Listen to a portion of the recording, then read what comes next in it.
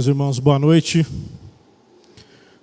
Minha oração é que a paz do Senhor tome conta do seu coração nesse tempo que a gente vai ter junto e você possa sair daqui abençoado. Bom, fizeram uma propaganda, né, usando uma foto da minha família, mas eu vim sozinho. Vim sozinho porque era a intenção da minha esposa em vir, mas nós tínhamos um compromisso segunda, que ficou para ontem, terça, e um compromisso na sexta, que ficou para amanhã. Isso mudou totalmente aquilo que nós íamos fazer. E como ela vai ficar o carnaval na casa da mãe dela, ela vai precisar ir para lá amanhã. Então ela está fazendo a mala dela e dos meninos, por isso eles não vieram hoje. Eles estão bem maiorzinhos do que naquela foto que vocês viram. Aquele era um tempo muito tranquilo.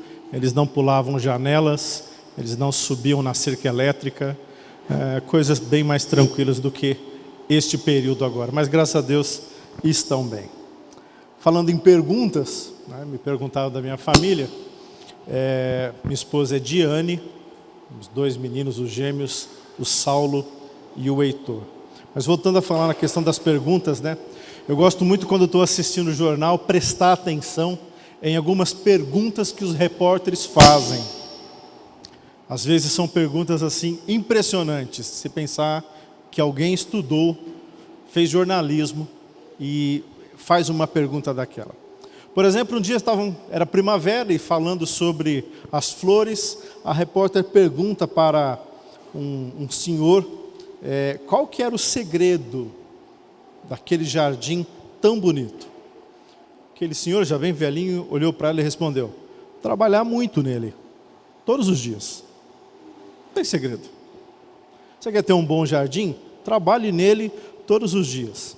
Quando alguém quer ter um jardim, tem que entender o seguinte: precisa de cuidado. Pode ser um jardim grande na sua casa, se você tem um quintal grande. Pode ser na sacada de um prédio, onde for. Todo jardim vai necessitar de cuidado, porque você planta lá coisas muito bonitas, mas a gente não colhe ali, não tem ali só flores. Cresce no meio daquilo que a gente planta uma erva daninha. E a gente olha para aquilo e fala: mas eu não plantei isso. Como é que isso veio parar aqui? Quem é que planta a erva daninha? Ninguém. Boa parte das pragas do nosso jardim, elas vêm com o vento, elas vêm com os pássaros, mas nós trouxemos e trazemos uma outra boa parte na sola dos nossos sapatos, grudados na nossa roupa, na terra que às vezes a gente pega em qualquer lugar para pôr ali no pé das plantas. E aí a gente traz junto, sem perceber, pragas. E se você não cuidar, elas tomam conta. A família é como um jardim onde nós plantamos e tentamos plantar coisas maravilhosas, mas algumas coisas crescem no meio da família. E nós somos responsáveis por isso. Somos responsáveis por cuidar. Agora, em relação a esse jardim chamado família, a gente não precisa entrar em desespero com as coisas que crescem ali, porque se a gente fizer, como aquele senhor disse, aquela repórter, se a gente trabalhar bastante todos os dias, nós veremos que o nosso jardim, a nossa família, vai ser sempre muito bonito. Quero ler 2 textos com você e te convido a abrir em Colossenses 3, verso 13.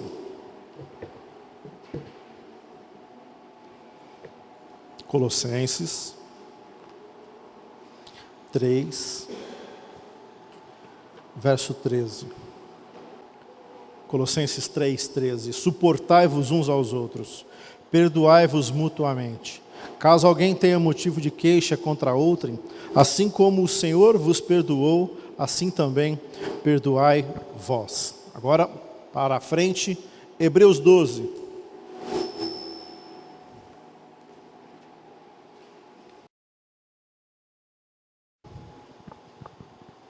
Hebreus 12, 14 e 15. Verso 14. Segui a paz com todos e a santificação, sem a qual ninguém verá o Senhor, atentando diligentemente, porque ninguém seja faltoso, separando-se da graça de Deus, nem haja alguma raiz de amargura que brotando vos perturbe e por meio dela muitos sejam contaminados. Perdão, irmãos, é uma ferramenta necessária para a gente controlar e combater qualquer coisa que esteja crescendo dentro da nossa casa, dentro da nossa família e que não nos traz felicidade. Perdoar é essencial para que a gente mantenha a nossa esperança viva. E enquanto nós obedecemos à vontade de Deus e nós perdoamos aqueles que nos ofendem, nós podemos ter essa esperança de manter a nossa família livre de amargura, de ressentimento e de outros males que querem crescer dentro desse nosso jardim.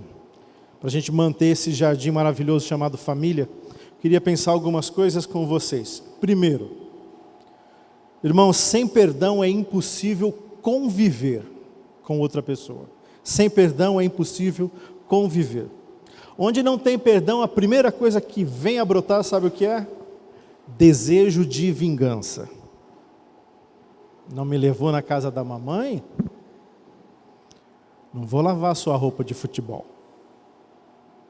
Não me deu isso? Não te dou mais abraço. Não conseguiu o que queria? Ele vai ver, ela vai ver só. Sentimento de vingança. E começa assim, meus irmãos, com coisas pequenas.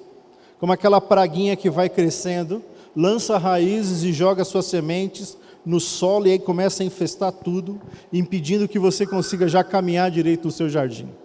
Quem aqui já teve uma praga chamada roseta no seu gramado, sabe como é que é. Você olha ela no começo, ela é inofensiva. Você pisa nela, você não está nem aí. Ela parece até macia. Mas quando aquele negócio dá o seu fruto, o seu espinho, gruda no chinelo. E para arrancar aquilo é complicado. Você tem que pegar bem por baixo, para não ferir os dedos. E quando você puxa, você vê o tamanho da raiz que aquilo tem. Mas no começo ninguém dá nada para a roseta. Eu conheço campos de futebol que tiveram que ser reformados porque ela tomou conta de tudo.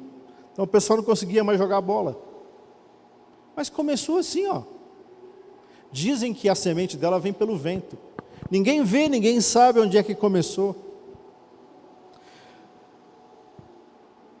Sem perdão é impossível a gente conseguir conviver. E por que a gente não perdoa se sabe que a gente deve fazer? Se sabemos que a falta do perdão só traz mal a todos nós, por que nós não perdoamos? É por causa da dureza do nosso coração. Nos dias de Jesus, Jesus disse para eles, olha, vocês se divorciam, porque o coração de vocês é duro. A tese de um professor meu, mestrado dele, a tese dele era sobre o divórcio, e o título do trabalho dele era Divórcio, quando não há mais perdão. É quando não consegue perdoar mais. Mas a gente sabe de todos esses males que a falta de perdão traz. A falta do perdão traz doenças para a gente. Já o perdão traz saúde para a alma. Porque cada vez que nós perdoamos, nós ficamos mais parecidos com Jesus. E meus irmãos, a esperança que todos nós temos para qualquer coisa na nossa vida, para qualquer grupo que nós pertençamos ou qualquer instituição, você quer ver alguma mudança, é preciso olhar para Jesus. Ele é a nossa esperança. Repara que Jesus não tinha problemas de saúde, nem problema mental causado por emoções que não foram bem resolvidas. Ele perdoou até o fim, até o último momento da sua vida, ele perdoou as pessoas. E tenha certeza de uma coisa, nenhuma delas merecia. Tem estudos que apontam que muitas enfermidades acontecem porque as pessoas não perdoam. A maioria são enfermidades emocionais, mas também tem enfermidades físicas. Já se sabe que certos tipos de câncer são causados por pessoas que têm mágoas profundas, que carregam coisas profundas. Quem não perdoa é escravo dos seus próprios sentimentos. Não tem paz no seu coração. O problema é que o outro segue livre. E você fica lá, se remoendo. E o outro segue a vida dele e vai embora. Agora imagina isso dentro da família. Quando você tem que conviver com alguém que você não consegue perdoar. Como conseguir conviver de verdade, debaixo do mesmo teto, se você não consegue perdoar? Sabe como é a falta do perdão? É como uma daquelas masmorras que a gente vê em filmes da Idade Média, onde você todos os dias é insistentemente torturado por um carrasco impiedoso. Você. Quando você não perdoa, você está se torturando. Todos os dias, das piores maneiras. Já quando nós conseguimos perdoar, o perdão vai construir e vai fortalecer os nossos laços de convivência. O conjugal, o familiar, com os filhos, com quem quer que seja. Já a falta do perdão, ele destrói as pontes e constrói paredes. Separa as pessoas. Aí vai ficando assim dentro de casa, cada um para o seu lado. Não há mais pontes, há paredes. Você pode viver num palácio, mas com falta de perdão ainda assim vai viver mal. A mesa vai ficando cada vez mais vazia. Datas comemorativas, você passa sozinho, por falta de perdão. Então, irmãos, que vantagem que há em não perdoar as pessoas? Nenhuma. Nenhuma vantagem. Ah, pastor, mas o senhor não sabe o que é que me fizeram lá em casa? Não sei. E pode ser uma coisa realmente terrível. Para você já é terrível. Isso eu não sei. Mas eu sei o que o nosso Senhor fez naquela cruz por nós, inclusive por quem te feriu. Então a minha oração é que você perdoe, para que você se liberte. Segundo, para a gente manter esse jardim belo e florido na nossa casa, nós precisamos saber que o perdão é prova do nosso amor. Rede social é a coisa mais linda do mundo, todo mundo se ama. Eu acho impressionante os jovens casais que começaram a namorar ontem, já estão falando eu te amo. Aí amanhã não dá certo, aí tem que correr nas redes sociais e apagar tudo. Porque ficou lá o registro. Aí de vez em quando no Facebook aparece uma memória de não sei quantos anos atrás, corre e apaga, porque já não ama mais. As pessoas deveriam sempre se casar por amor. O nascimento de um filho sempre é cercado de demonstrações de amor. São fotos, são presentes, são cuidados, carinhos, mimos, tudo isso para demonstrar amor. Mas há pessoas que dizem que já não conseguem amar mais outras pessoas. Os cônjuges se separam, os irmãos não se falam mais entre si, os filhos abandonam a casa paterna, tudo porque eles dizem eu não consigo mais amar. Mas será que é possível o amor acabar? O que a gente sabe sobre a falta de perdão é que ela vai alastrando e ela vai sufocando as coisas ao seu redor, como aquela praga que toma conta da grama, até que você não consegue mais combater a praga e olha e diz, vou ter que arrancar essa grama.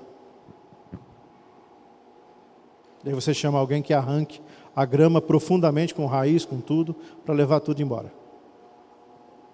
Já quando nós conseguimos perdoar, nós fazemos com que a nossa relação, o nosso amor prospere e fortaleça esse sentimento que fique cada vez mais resistente. E num paradoxo disso aí, amar não é uma simples emoção. Eu estou amando, e suspiro. Não, amor não pode ser simplesmente uma emoção, um frio na barriga, uma coisa assim. Amor é uma decisão. Eu decido que eu vou continuar ao lado dessa pessoa. Eu decido orar por essa pessoa dia após dia, porque eu a amo. O problema dos nossos dias é achar que amor é só um sentimento. Mas o amor envolve a razão. Não é só um estado de espírito que você sente. O amor envolve razão. Por isso, porque eu amo alguma pessoa, eu decido o seguinte: eu vou perdoar. E quando eu perdoo, eu reverto isso em benefício próprio. Porque quando eu consigo perdoar, o meu amor sai fortalecido. Perdão por uma pessoa evidencia que nós realmente a amamos. Palavras são fáceis de dizer. Mas o perdão é uma evidência do meu amor, porque eu decido perdoar. Eu tomei uma decisão de perdoar. Ninguém pode me forçar a perdoar.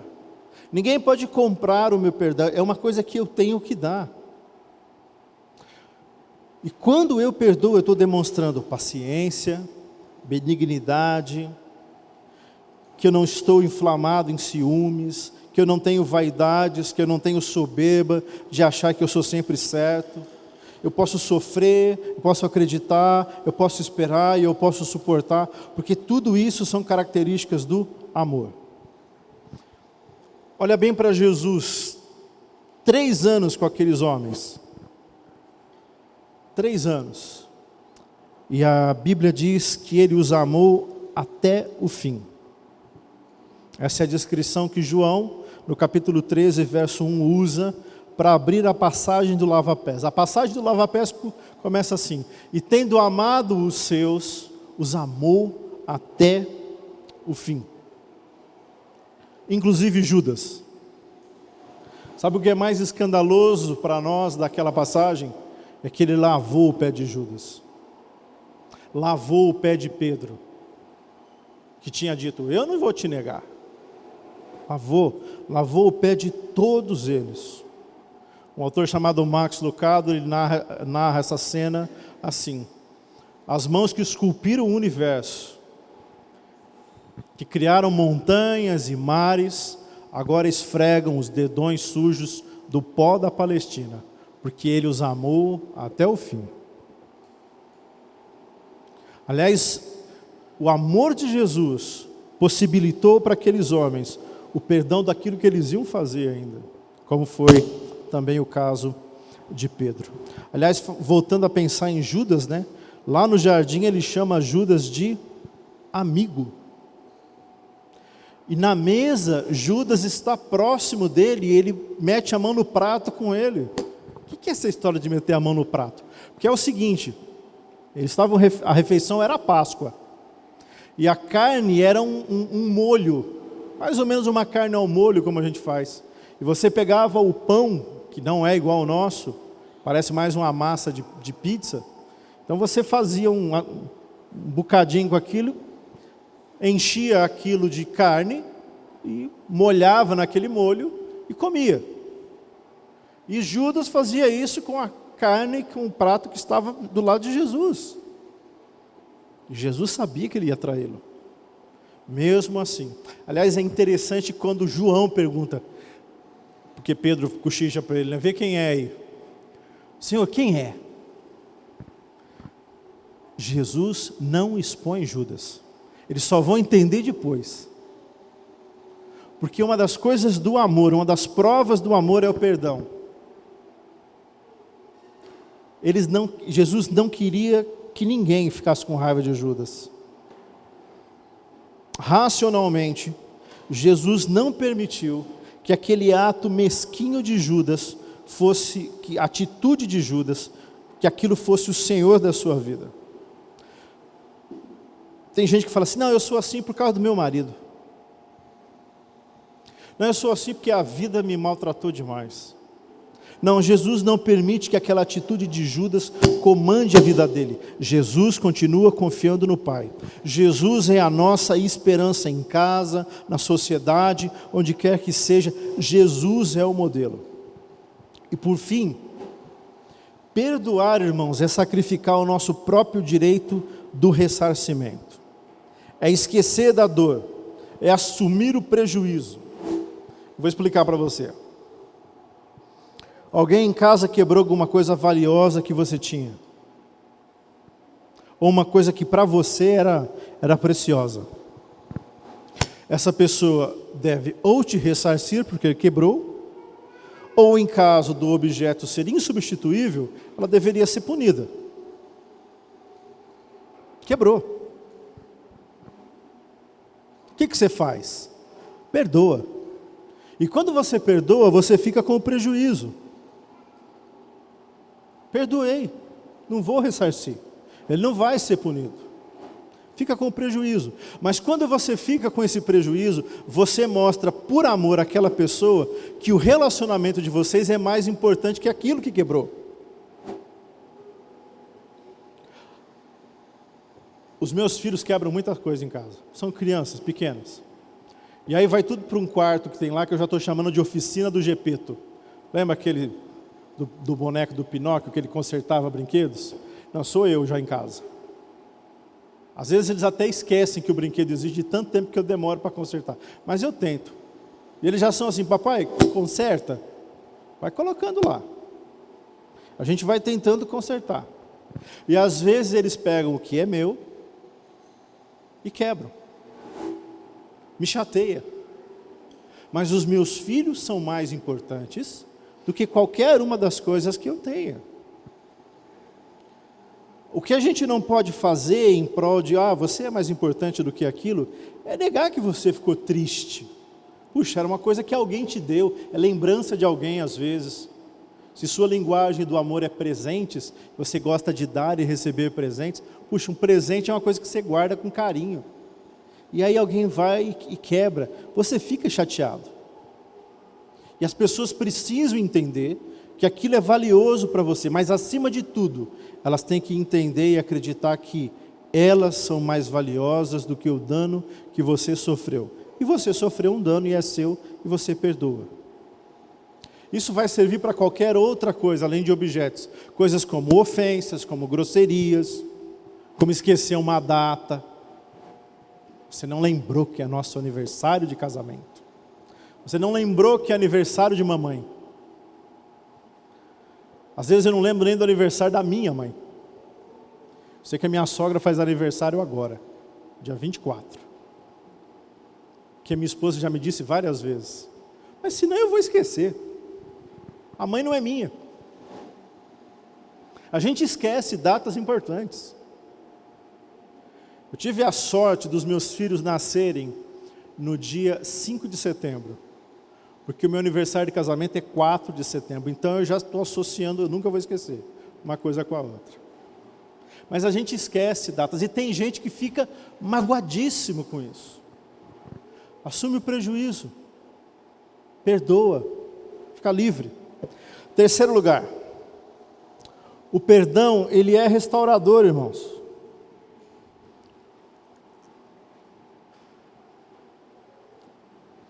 Falei do objeto que às vezes quebra, né? Às vezes a gente conserta, às vezes não dá. Mas o perdão não restaura objetos, ele restaura pessoas.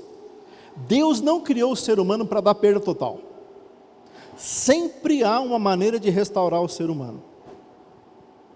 A mágoa adoece, o ódio mata, mas o perdão traz cura.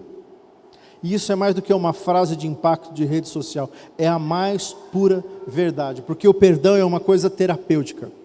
Lembra de Jesus na beira do mar com Pedro, depois da traição.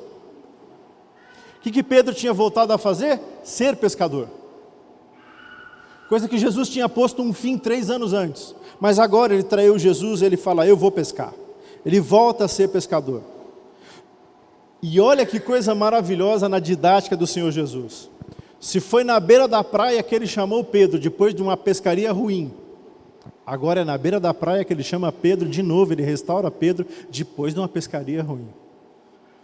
Tanto que quando eles tiram os peixes, Pedro já percebe, é Jesus. Eu já vi essa história. E ele chega lá, o que tem na beira da praia? Um peixinho assado. Quem trabalhou a noite inteira, não tendo pegado nada, não sei se você já arrastou uma rede na praia. Um dia eu ajudei, estava na praia, e os caras estavam puxando uma rede de arrasto de tainhas. Aí um amigo meu falou assim, vamos ajudar ali. Aquilo é pesado. E olha que eu fiz aquilo por 5 minutos. Noite inteira. Ele devia estar faminto.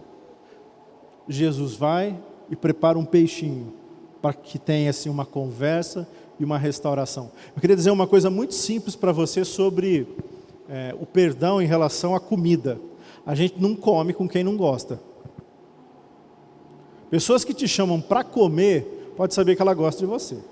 Porque a gente não gosta de chamar quem a gente não tem muita simpatia.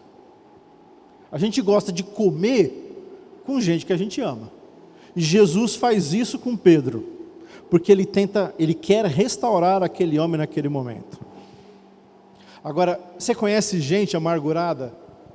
Gente amargurada é problemático. Você pode sondar a história de vida dessa pessoa, que você vai encontrar um fato que gerou uma ferida, e pode ter certeza essa ferida ainda está aberta porque não houve perdão.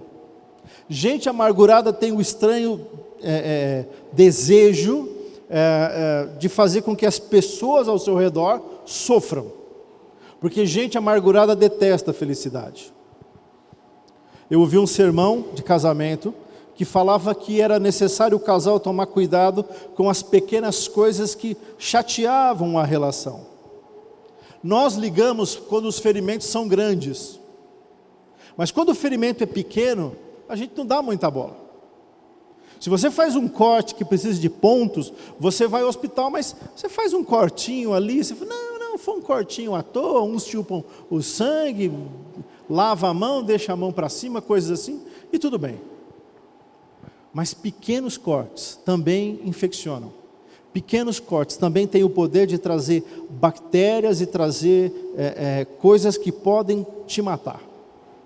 Tem uma pessoa da família que trabalha no hospital, ela contou uma história muito interessante. Uma mulher foi internada com uma febre alta, uma infecção terrível, e examinam e tal, e faz biópsia, e mexe aqui e ali, ninguém conseguia descobrir o que aquela mulher tinha.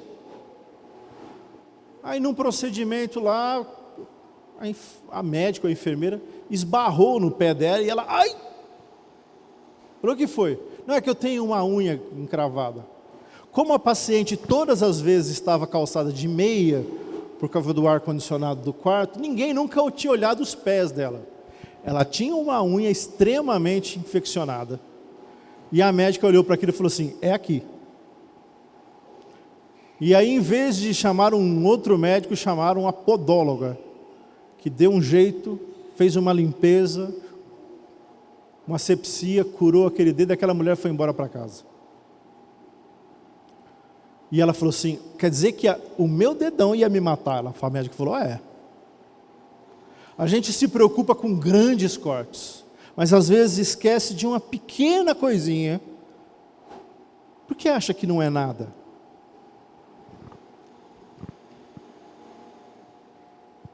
Mas é muito sério. Queria que você tivesse certeza de uma coisa. A pessoa que te feriu nem sempre sabe que fez isso. Por isso que ela continua livre por aí. Às vezes ela não sabe que fez isso. Às vezes ela não sabe que aquela palavra foi áspera demais. Às vezes ela não sabe que você ficou magoado porque, no seu entender, ela não te cumprimentou direito. A gente tem vários motivos pelos quais nos ofendemos com outras pessoas. E o pastor esqueceu meu aniversário. Na minha igreja eu dei um jeito nisso fácil. Eu não oro por ninguém lá na frente. Porque eu esqueço. A menos que o aniversário caia no domingo. E esses dias não é que eu esqueci e caía no domingo? Graças a Deus é uma pessoa muito querida aqui. E eu falei, irmã, me perdoa. Eu vi você, eu lembrei do aniversário, depois eu esqueci. Eu falei, não, pastor, fica tranquilo. Então eu já não oro para ninguém, por ninguém. Essa semana o irmão fez... Eu esqueço. Mas as pessoas ficam magoadas, elas criam expectativas, elas querem. Só que às vezes, irmãos, a gente nem sabe disso. Por isso que tem gente que te magoou e não vem te pedir perdão. Ele não sabe. Ele não sabe que você precisa ouvir dele: olha, me perdoe. Mesmo que ele não saiba, meus irmãos, perdoem. Ele não precisa saber. Você pode ir lá falar com ele, mas ele não precisa saber.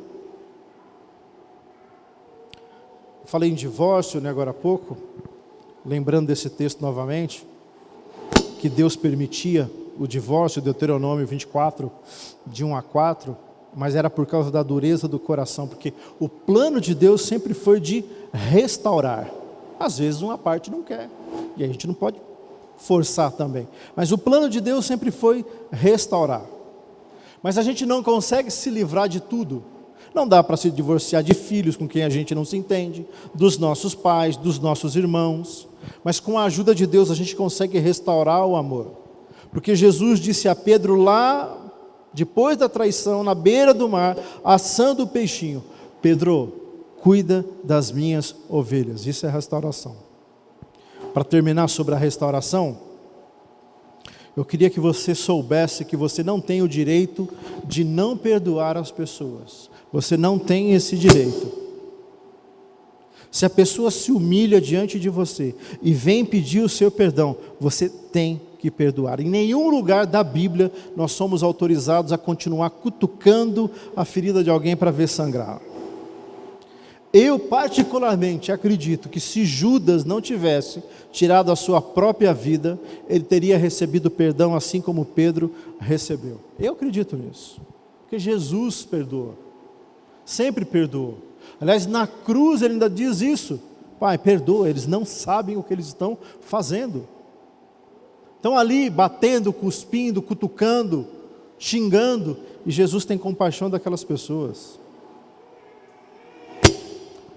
A maneira como Jesus tratou as pessoas pecadoras, que ofendiam Deus como estilo de vida, a maneira como Ele tratou essas pessoas me enche de esperança, porque eu sei que quando eu falho lá dentro da minha casa, é Deus que me ajuda a restaurar essas coisas, porque eu falho. É que a minha esposa não vê, senão você podia perguntar para ela.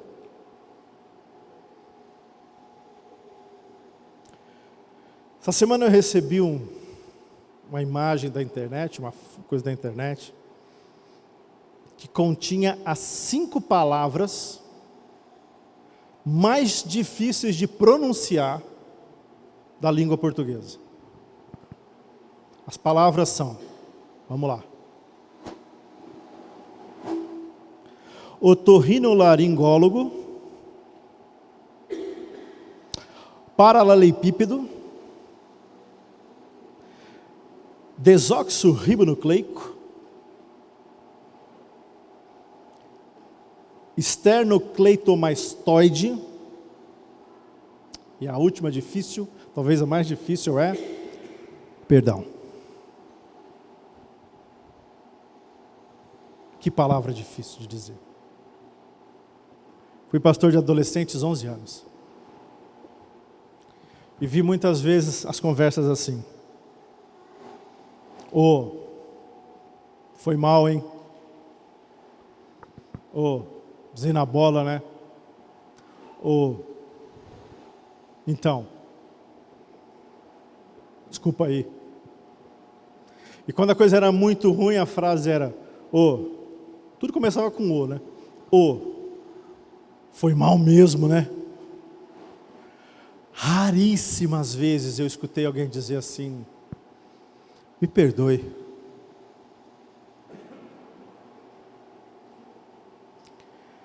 Se a palavra perdão é difícil de dizer, há uma frase também muito difícil de ser dita, que é: eu te perdoo. Em último lugar, meus irmãos, e quarto, o perdão ele não é opcional. Paulo aos Efésios, capítulo 4, verso 32. Sejam bondosos e compassivos uns para com os outros, perdoando-se mutuamente, assim como Deus perdoou vocês em Cristo. Ah, meus irmãos, esse assim como é que complica a vida de quem não quer perdoar o outro. Assim como. Eu li um livro interessante que contava a história de cristãos poloneses que foram perseguidos pelo regime nazista na Segunda Guerra Mundial e promoveram um encontro, então, de cristãos poloneses com cristãos alemães. E era para tratar feridas da guerra. E foi um encontro muito ruim, porque não estava havendo acordo. Ali tinha gente cujo pai foi morto pelo pai do outro. Tinha gente que perdeu a família inteira. Então a coisa foi um encontro catastrófico. No fim, o dirigente daquele encontro falou: olha, será que a gente pode concordar numa coisa? Ninguém disse nem sim nem não. Podemos concordar em fazer uma oração? Mas ninguém se pronunciou em começar. Falou: então vamos fazer o seguinte, vamos fazer a oração do Pai Nosso? Aí eles concordaram e começaram a orar. E quando chegou na parte, perdoa assim como nós, as frases foram interrompidas e deu lugar ao choro. Porque se Deus nos perdoar assim como nós perdoamos, nós estamos perdidos. Perdão não é opcional. Aliás, eu abomino aquela frase que é assim: não, porque eu liberei perdão. Você nunca teve o direito a reter perdão. Como é que você pode liberar o perdão para alguém? Você não tem esse direito. Não, eu liberei perdão para alguém. O perdão nunca foi seu. Porque perdoar, irmãos, não é uma coisa humana. Perdoar é uma coisa divina. Coisa humana é pecado. As coisas humanas provêm do pecado. O perdão provém de Deus. E se eu não andar com Deus, eu não vou conseguir perdoar ninguém, nem a mim mesmo. Porque tem gente que também não consegue se perdoar. Adultério é uma das coisas mais terríveis que o ser humano pode praticar contra outro ser humano e contra si mesmo. As pessoas, além da dor de ser traídas, elas têm que conviver muitas vezes com a seguinte tortura: o que foi que eu fiz de errado?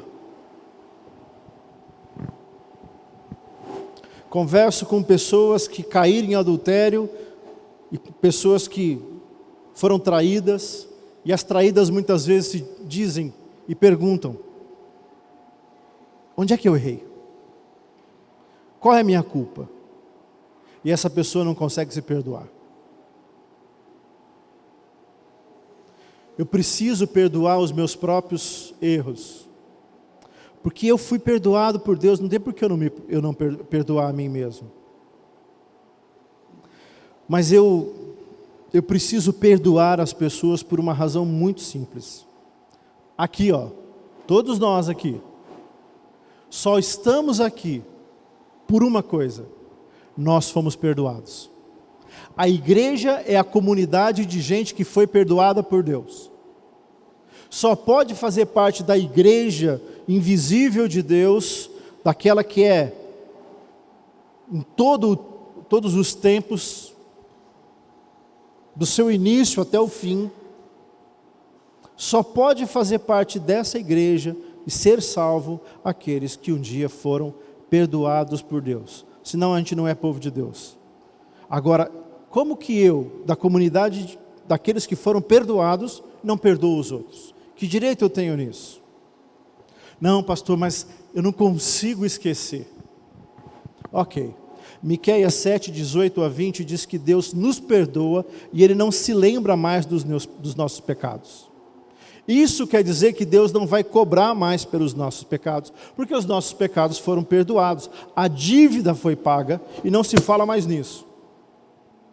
Pega o último boleto, a última conta que você pagou e vai lá no caixa eletrônico de novo e tenta pagar aquele boleto.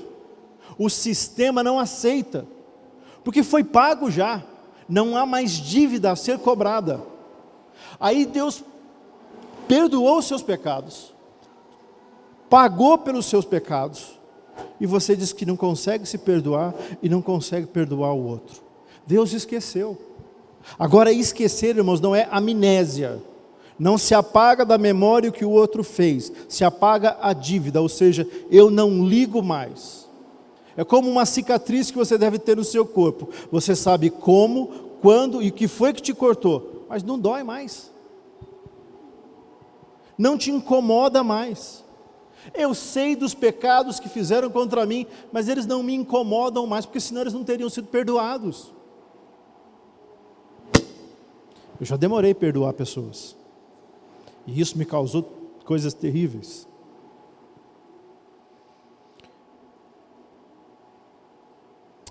Perdoa.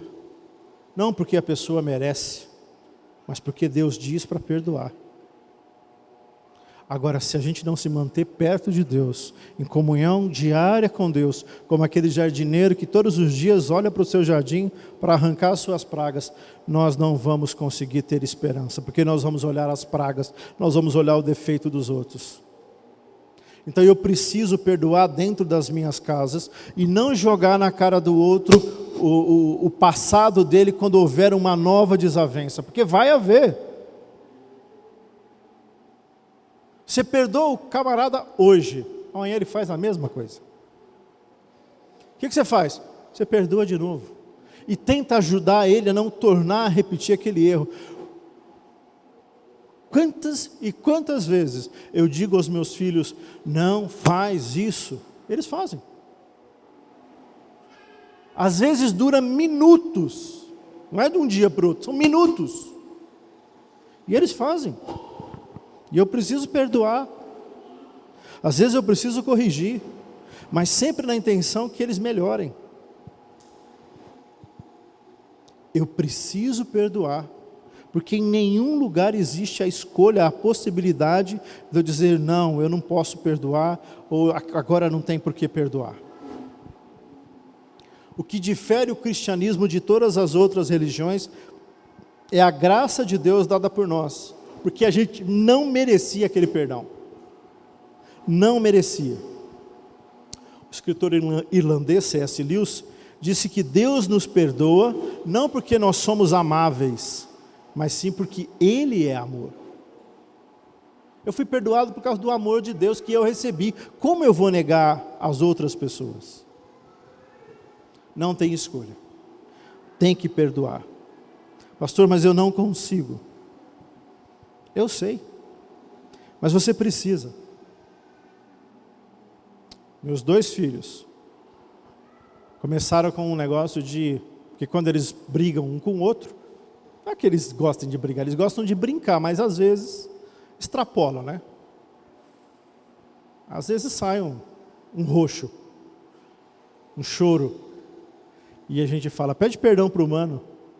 Aí ele vai lá, passa a mão no rosto do irmão e fala, me perdoa. E sabe o que a gente ouviu esses dias? Não. 3 anos e meio. Virou para o irmão e falou assim, não. Falei, filho, o mano está pedindo perdão, perdoa ele. Não. Conversamos, a coisa se ajeitou. Num outro dia foi ao inverso. O que não perdoou, machucou o irmão e foi pedir perdão, e o irmão disse, não. Como a gente aprende essas coisas? Nunca, nem eu nem minha esposa dissemos para os nossos filhos, não, eu não te perdoo. Mas eles aprenderam, pela natureza pecaminosa, a dizer, não, eu não te perdoo. Mas a minha oração é que eles entendam o amor de Deus, que sempre os perdoa. Porque um dia eles vão deixar de ser crianças, de serem crianças. Pastor, eu não consigo perdoar. Então ore, meu irmão, minha irmã, e peça a Deus para Ele te ajudar. Pastor, você não está entendendo, eu não consigo nem orar mais. Então chama alguém e fala assim, ora por mim e ora comigo. Lute. Perdoar não é humano, a gente não quer perdoar. Cuide do seu jardim, sua família, seja paciente. Porque senão você vai colher as consequências da falta do perdão, da sua rebeldia contra Deus. A situação só piora quando a gente não perdoa as pessoas. A nossa esperança vai embora. Para eu concluir, Não existe segredo para um belo jardim.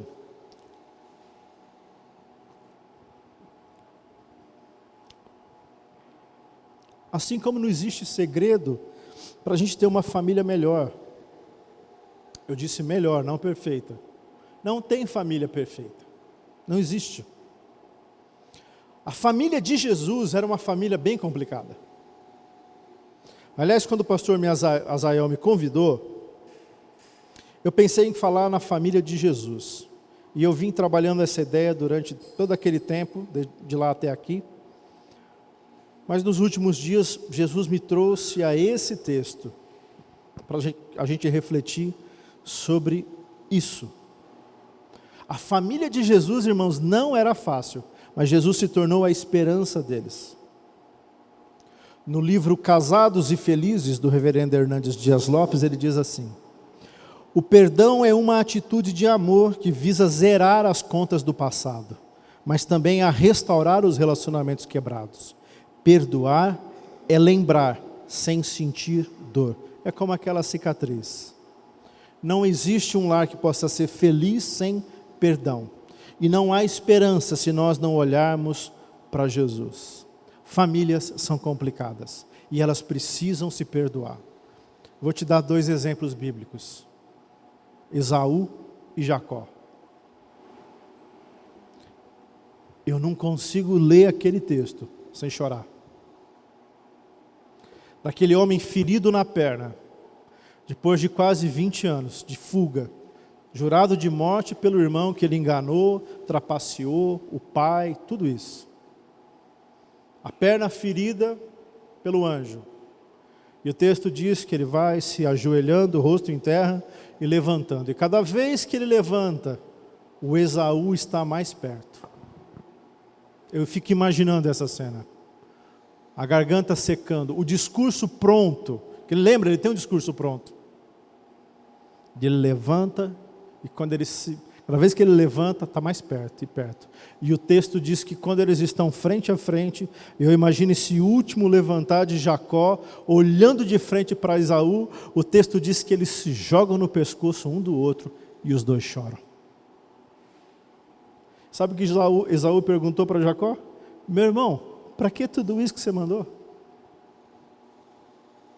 A única coisa que Esaú queria era restaurar aquele relacionamento. Outra família complicada. Os filhos de Jacó. Que coisa terrível, vender um irmão. Carregar uma mentira para o pai e manter e sustentar, vendo o pai definhar de tristeza. E quando eles se encontram, José tem que sair para chorar. Ele não aguenta mais manter aquilo. Mas ele tem um plano e ele precisa cumprir um sonho que Deus deu para ele. Mas quando ele se revela, eu sou José, vive ainda o meu pai? A preocupação desse rapaz, desse homem, com o bem-estar do pai, em saber do pai, de quem ele foi separado. E todos eles se abraçam e há perdão. É uma coisa maravilhosa. Se nós quisermos ter esperança para a nossa família, nós precisamos olhar para Jesus, que é o autor e consumador da nossa fé. Se você quer ter um belo jardim, trabalhe nele todos os dias e você vai trabalhar muitas vezes de forma bem pesada, mas nessa hora, olhe para o Senhor Jesus, as coisas que Ele suportou por nós. Um dia, conversando com a mulher, ela falou assim: pastor, essas coisas que o senhor está falando, era uma aula de escola dominical, são muito difíceis. Lá na igreja em Sarandi, tem uma cruz num canto assim, e eu virei para ela e falei assim: difícil foi aquilo ali, ó. A cruz foi difícil. A cruz foi difícil. O nosso é chato. O nosso é complicado. Mas difícil mesmo foi a cruz. E Ele fez isso por nós. Vou encerrar contando uma história. Eu estava num acampamento, eles fizeram um culto num lugar muito bonito. na beira de um lago, à noite, acenderam umas tochas. Foi lindo. O problema é que para ir nesse lugar, a gente precisava sentar em algum lugar e nós levamos bancos. Bancos de madeira antigos, sem encosto, só o banco. E era uma subida para a gente voltar muito íngreme. E aí acabou o culto, aquela bênção, aquela alegria toda, mas os bancos não voltam sozinhos. E aí alguém deu uma ordem e falou assim, rapaziada, cada um junta um banco e vamos levar. E eu juntei um banco e fui. E meu chefe de equipe, cara que me ensinou muita coisa, estava andando na minha frente, levando o banco dele. Irmão, sabe aquela coisa que corta o ombro? Quadrado, devia ser peroba aquilo, muito pesado. E eu dei uma apressadinha assim, fiquei do lado dele e quis brincar, né? Eu falei assim, negão, será que a cruz era mais pesada que esse banco? Esse banco é muito pesado. Ele pegou, apoiou o banco no chão, falou assim para mim, não sei, mas eu sei de uma coisa. Se ele quisesse, ele podia ter dado um tapa nessa cruz e dito, eu não vou fazer isso pelo Pedrão. Eu não vou fazer isso pelo negão. Eles não merecem. Mas porque ele nos amou, ele foi até o fim levando essa cruz e morrendo nela. Irmãos, eu peguei aquele banco, juntei ele nas costas e só fui parar dentro do refeitório, que era o lugar dele. Que eu entendi que sofrer não é o que eu passo. Sofrimento foi a cruz. Mas ele não levou em conta isso. Porque ele queria cumprir a vontade do Pai. De ser glorificado através da minha vida. E ele me salvou. E ele salvou você. Então a gente não pode deixar que uma erva daninha chamada amargura, ressentimento, qualquer coisa que venha da falta de perdão, cresça no meio da sua família. Talvez você esteja lembrando de alguém que você precisa perdoar. Eu não sei se a pessoa está aqui. Mas você precisa fazer isso hoje. Pega o telefone, liga. Não deixa para amanhã. Não deixa para amanhã. Faz isso hoje. Em nome de Jesus. Amém.